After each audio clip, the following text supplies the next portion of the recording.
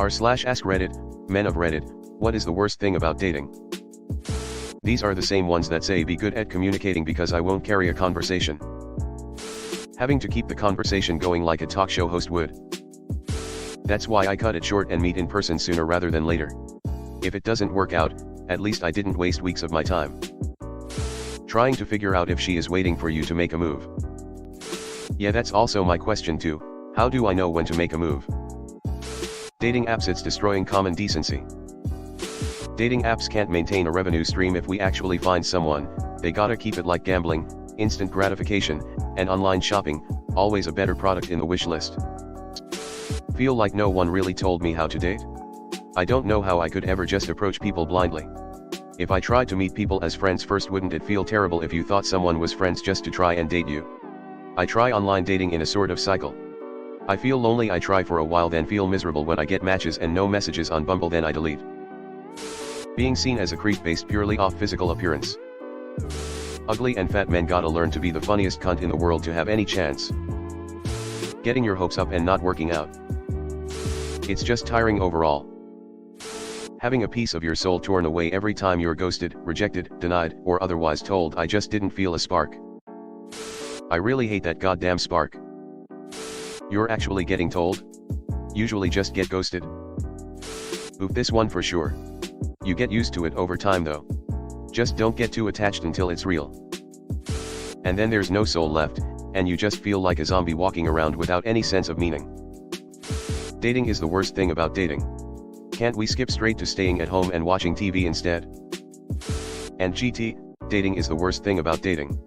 I like work, hate looking for a job. All of it. Dating was just the worst. Keeping that hope and curious wonder alive, giggling at the perspective of spending time with them, fun date ideas, enjoying time together. And then a block or ghost after date one or before it? Like damn, it's a balancing act to subvert my expectations and buy into all immediately. Everyone's different, but you have to do all this to still give a great impression and hope none of your calculated but sane actions get misread and she moves on or doesn't bother.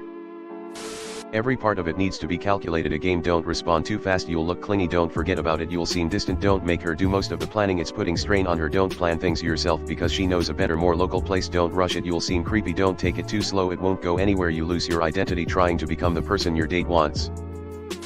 Damn, that was real, lol. Shit's expensive, lol. Yep. Everything else is part of the game. I attended a speed dating event today. And I legit felt like I connected with, and wanted to get to know more, 11 out of the 16 women present there. You're asked to rate if you'd want to match with the women present on a scorecard. And after midnight you're sent the results.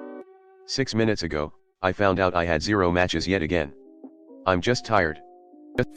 In my city they have trouble setting up speed dating events simply because there's almost no men signing up. The event planners are baffled. The men? Not so much. Talk to a woman, get a date, have a good time on the date, and then you never hear back from her. Almost like you were just a free meal. Pro tip, don't meet for first date at a restaurant. Do a coffee date, and if you feel chemistry you can then go to a restaurant. Yeah, technology makes it way too easy to just abandon someone without giving a reason. That goes for both sexes though. Not being sure the person you're talking to actually gives a shit. That. The ghosting and having to pretend you're okay. Finding girls to date. God, I swear every girl I know has 3 other guys they're talking to but doesn't want to be in a relationship with. It's that or mental health issues that I cannot deal with, or have no ambition and are just looking for a guy to carry them for life.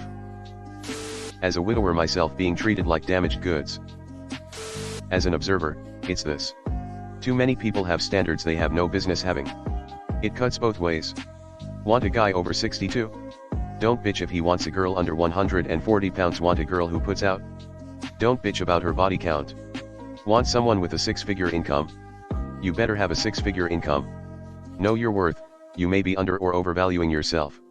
Most often over.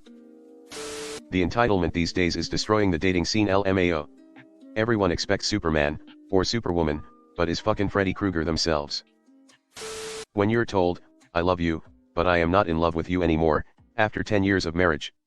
What does that even mean? Means they want to fuck other people. Man, the translation is gonna be even more depressing than not knowing. It's like this constant cycle of getting your shit knocked over and rebuilding it, over and over. The pieces don't fit as well as they used to, but you do it anyway, hoping one day you'll find someone who helps you keep it together and build it up instead. Mixed signals. I'm not a mind reader, just tell me what you want, and you might be surprised by the results. This. What happened to just polite rejection? I find that interpreting mixed signals in the most pessimistic way possible is generally the way to go.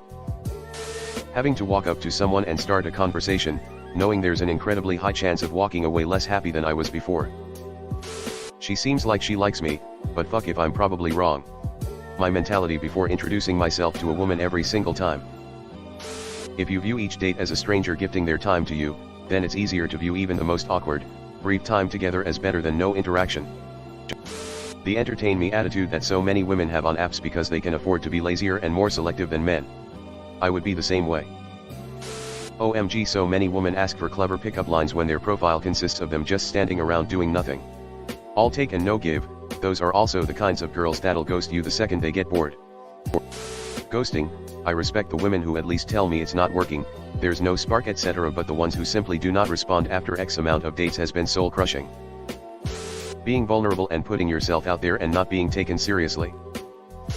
When you're starting to feel it after the 3-month mark and they tell you it's time for them to focus on themselves. It gets your hopes up. And then a month later they're with someone else. Just doing me in between all that, I don't have the energy to date multiple people, maybe that's my problem lol.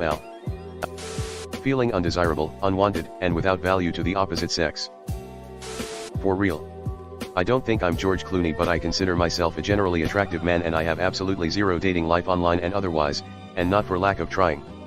I try not to get too frustrated, but it definitely can weigh on your self-esteem. If you put your heart into it, your heart gets broken. So in a way you have to be as chill as possible. But it's really hard to be objective about dating. There are millions of reasons it doesn't work out. Women who can't keep a conversation and one-word text messages.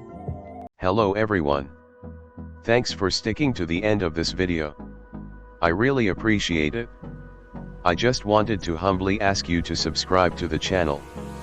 According to my statistics, 100% of my viewers in the past 28 days are not subscribed.